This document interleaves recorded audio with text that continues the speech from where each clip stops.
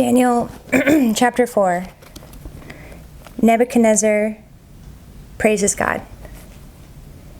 King Nebuchadnezzar, to all peoples, nations and languages that dwell in all the earth, peace be multiplied to you. It has seemed good to me to show the signs and wonders that the Most High God has done for me.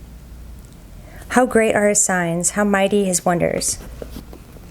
His kingdom is an everlasting kingdom, and his dominion endures from generation to generation. Nebuchadnezzar's second dream. I, Nebuchadnezzar, was at ease in my house and prospering in my palace. I saw a dream that made me afraid. As I lay in bed, the fancies and the visions of my head alarmed me. So I made a decree that all the wise men of Babylon should be brought before me, that they might make known to me the interpretation of the dream. Then the magicians, the enchanters, the Chaldeans, and the astrologers came in, and I told them the dream, but they could not make known to me its interpretation. At last Daniel came in before me, he who was named Belshazzar, after the name of my God, and in whom is the spirit of the holy gods. And I told him the dream, saying, O Belshazzar, chief of the magicians, because I know that the spirit of the holy gods is in you, and that no mystery is too difficult for you, tell me the visions of my dream that I saw and their interpretation. The visions of my head as I lay in bed were these. I saw, and behold, a tree in the midst of the earth, and its height was great. The tree grew and became strong, and its top reached to heaven, and it was visible to the end of the whole earth. Its leaves were beautiful and its fruit abundant, and in it was food for all. The beasts of the field found shade under it, and the birds of the heavens lived in its branches, and all flesh was fed from it. I saw in the visions of my head, as I lay in bed, and behold, a watcher, a holy one, came down from heaven. He proclaimed aloud and said thus, Chop down the tree and lop off its branches, strip off its leaves and scatter its fruit.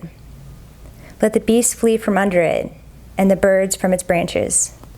But leave the stump of its roots in the earth, bound with a band of iron and bronze, amid the tender grass of the field. Let him be wet with the dew of heaven. Let his portion be with the beasts and the grass of the earth. Let his mind be changed from a man's, and let a beast's mind be given to him, and let 7 periods of time pass over him. The sentence is by the decree of the watchers, the decision by the word of the holy ones, to the end that the living may know that the Most High rules in the kingdom of men and gives it to whom he will, and sets over it the lowliest of men.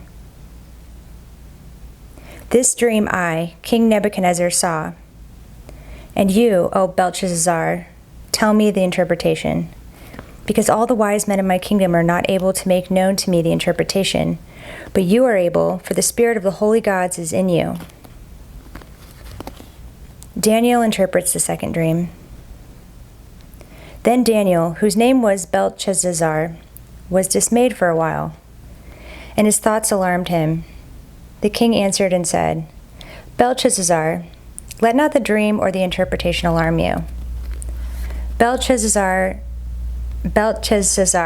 answered and said, My lord, may the dream be for those who hate you, and its interpretation for your enemies.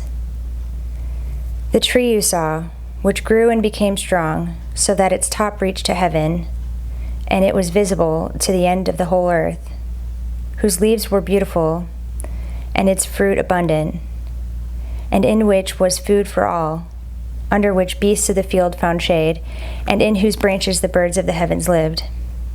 It is you, O king, who have grown and become strong. Your greatness has grown and reaches to heaven, and your dominion to the ends of the earth. And because the king saw a watcher, a holy one, coming down from heaven and saying, Chop down the tree and destroy it, but leave the stump of its roots in the earth, bound with a band of iron and bronze, in the tender grass of the field, and let him be wet with the dew of heaven, and let his portion be with the beasts of the field, till 7 periods of time pass over him. This is the interpretation, O king. It is a decree of the Most High, which has come upon my lord the king, that you shall be driven from among men, and your dwelling shall be with the beasts of the field. You shall be made to eat grass like an ox, and you shall be wet with the dew of heaven, and 7 periods of time shall pass over you, till you know that the Most High rules the kingdom of men and gives it to whom he will. And as it was commanded to leave the stump of the roots of the tree, your kingdom shall be confirmed for you from the time that you know that heaven rules. Therefore, O king, let my counsel be acceptable to you. Break off your sins by practicing righteousness, and your iniquities by showing mercy to the oppressed, that there may perhaps be a lengthening of your prosperity. Nebuchadnezzar's humiliation. All this came upon Nebuchadnezzar.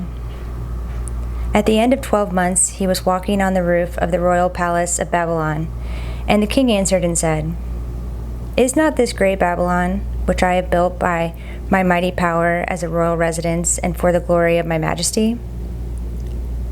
While the words were still in the king's mouth, there fell a voice from heaven, O King Nebuchadnezzar, to you it is spoken, the kingdom has departed from you, and you shall be driven from among men, and your dwelling shall be with the beasts of the field.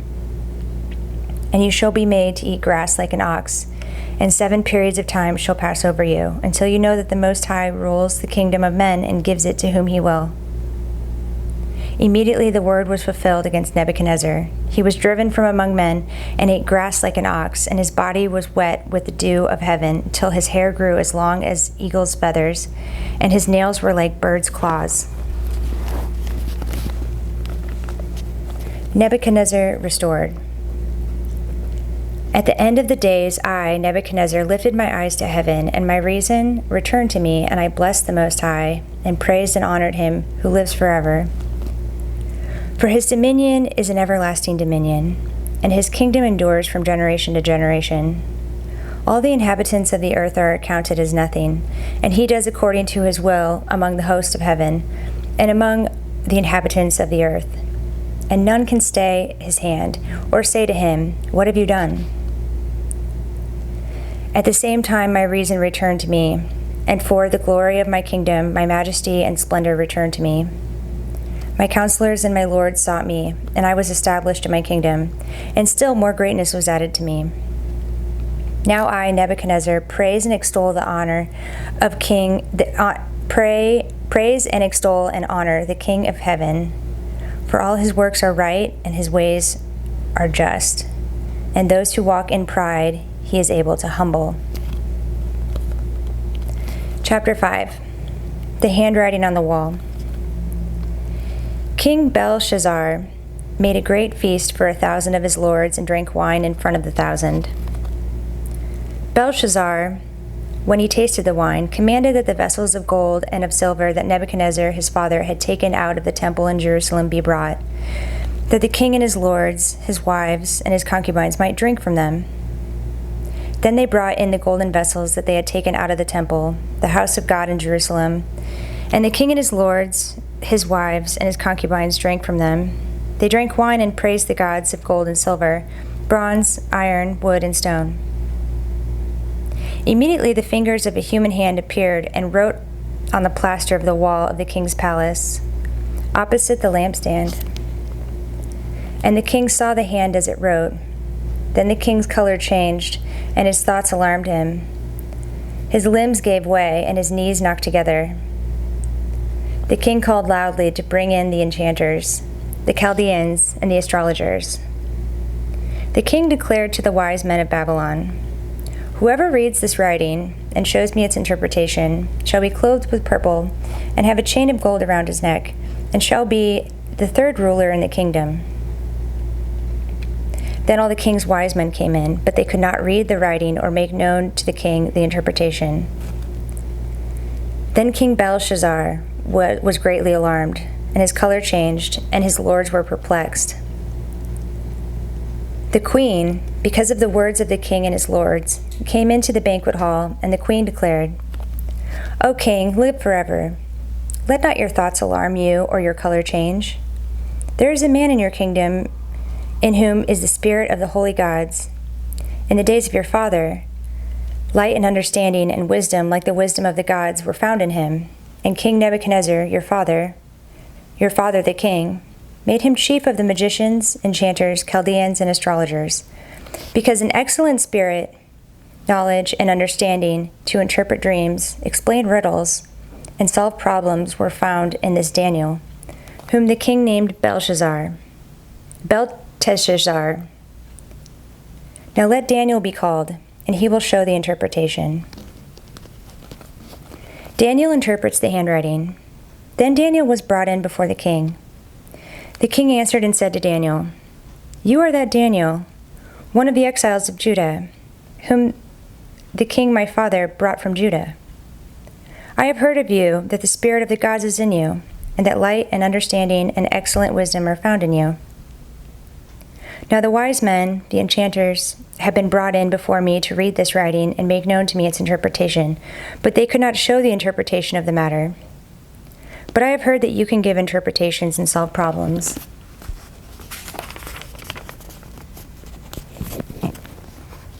Now if you can read the writing and make known to me its interpretation, you shall be clothed with purple and have a chain of gold around your neck, and shall be the third ruler in the kingdom. Then Daniel answered and said before the king, "Let your gifts be for yourself, and give your rewards to another. Nevertheless, I will read the writing to the king and make known to him the interpretation. O king, the Most High God gave Nebuchadnezzar, your father, kingship and greatness and glory and majesty.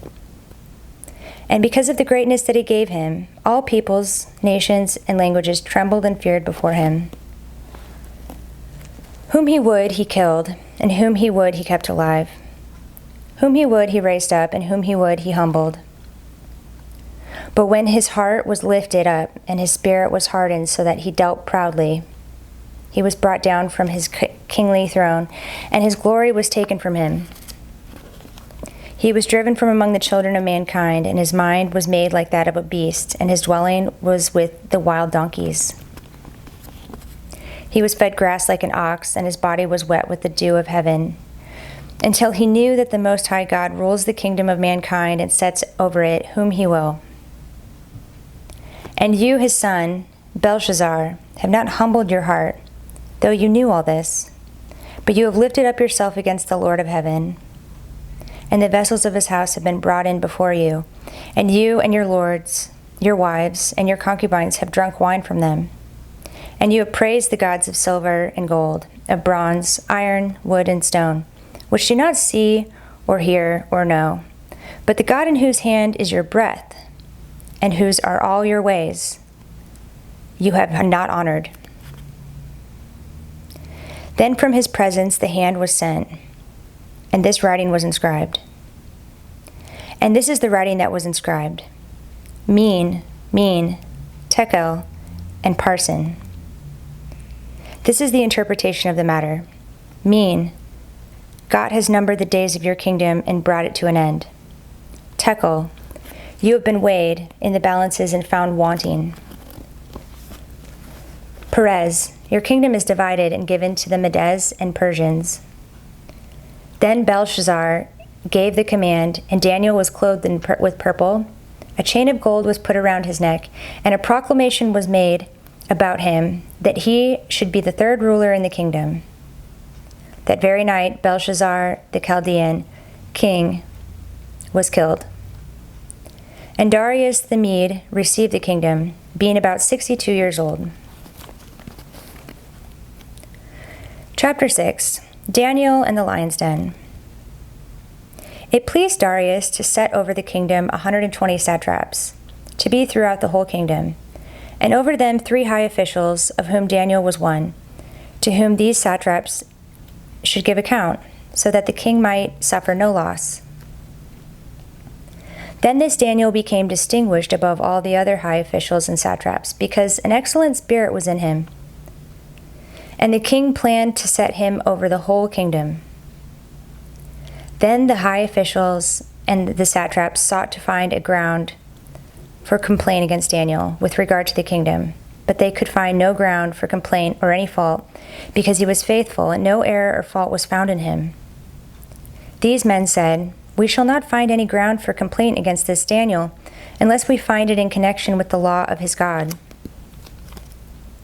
Then these high officials and satraps came by agreement to the king and said to him, "O King Darius, live forever."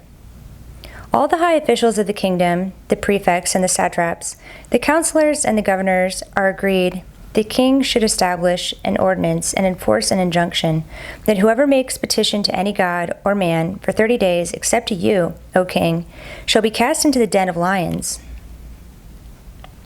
Now, O king, establish the injunction and sign the document so that it cannot be changed, according to the law of the Medes and the Persians, which cannot be revoked.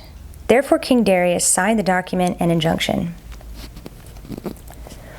When Daniel knew that the document had been signed, he went to his house, where he had windows in his upper chamber open toward Jerusalem. He got down on his knees 3 times a day and prayed, and gave thanks before his God, as he had done previously. Then these men came by agreement and found Daniel making petition and plea before his God. Then they came near and said before the king concerning the injunction, "O king, did you not sign an injunction that anyone who makes petition to any god or man within 30 days except to you, O king, shall be cast into the den of lions?" The king answered and said, "The thing stands fast, according to the law of the Medes and Persians, which cannot be revoked." Then they answered and said before the king, "Daniel, who is one of the exiles from Judah, pays no attention to you, O king, or the injunction you have signed, but makes his petition 3 times a day." Then the king, when he heard these words, was much distressed and set his mind to deliver Daniel. And he labored till the sun went down to rescue him. Then these men came by agreement to the king and said to the king, "Know, O king, that it is a law of the Medes and Persians that no injunction or ordinance that the king establishes can be changed." Then the king commanded, and Daniel was brought and cast into the den of lions. The king declared to Daniel, "May your God, whom you serve continually, deliver you." And a stone was brought and laid on the mouth of the den, and the king sealed it with his own signet and with the signet of his lords, that nothing might be changed concerning Daniel. Then the king went to his palace and spent the night fasting. No diversions were brought to him, and sleep fled from him. Then, at break of day, the king arose and went in haste to the den of lions. As he came near to the den where Daniel was, he cried out in a tone of anguish. The king declared to Daniel, "O Daniel, servant of the living God, has your God, whom you serve continually, been able to deliver you from the lions?" Then Daniel said to the king, "O king, live forever. My God sent his angel and shut the lions' mouths, and they have not harmed me, because I was found blameless before him. And also before you, O king, I have done no harm." Then the king was exceedingly glad, and commanded that Daniel be taken up out of the den. So Daniel was taken up out of the den, and no kind of harm was found on him, because he had trusted in his God. And the king commanded, and those men who had maliciously accused Daniel were brought and cast into the den of lions, they, their children, and their wives. And before they reached the bottom of the den, the lions overpowered them and broke all their bones in pieces. Then King Darius wrote to all the peoples, nations, and languages that dwell in all the earth, "Peace be multiplied to you. I make a decree that in all my royal dominion people are to tremble and fear before the God of Daniel. For he is the living God, enduring forever. His kingdom shall never be destroyed, and his dominion shall be to the end. He delivers and rescues. He works signs and wonders in heaven and on earth. He who has saved Daniel from the power of the lions." So this Daniel prospered during the reign of Darius and the reign of Cyrus the Persian.